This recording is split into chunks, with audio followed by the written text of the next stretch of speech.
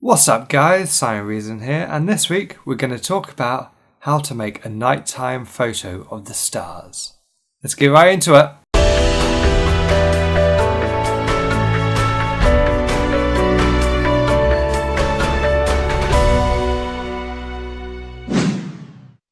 So the first thing you want is a camera, which is pretty self-explanatory.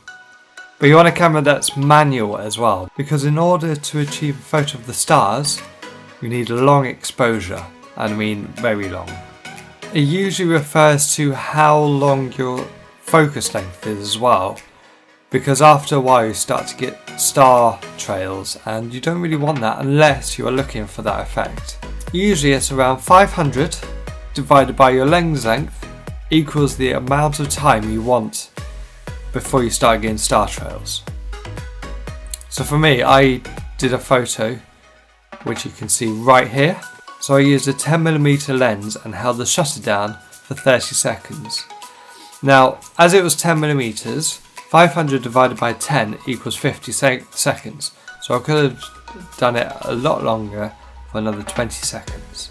But I chose not to. I thought 30 would be good. You could still see all the stars and it looked amazing.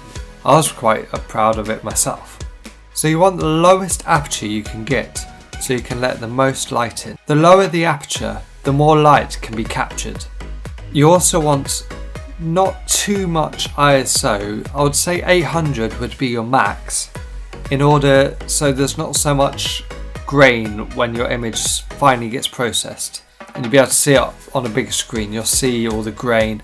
You really don't want that when you're shooting. So 800 will be a good level, good ISO level, so you achieve your clearest image. Another handy tip is if you have a remote like this one. Now this is I love this thing.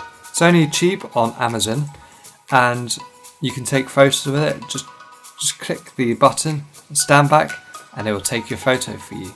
Especially handy when you're on bulb mode, because you can press the button, just stand back and let it count up to the amount of seconds you want, click the button again, and it takes a photo, which is amazing because you can go long exposures, like up to 10 minutes. You can click the button, leave it for 10 minutes, go make a cup of tea, press the button again, and your image will be processed.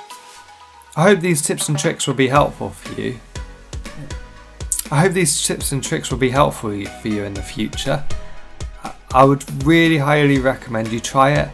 See what images you capture. Try it in a dark area though. I tried it in my back garden and I got a good image because my area is it's not too bright. There's not too many street lights out, but I did have the moon in my shot.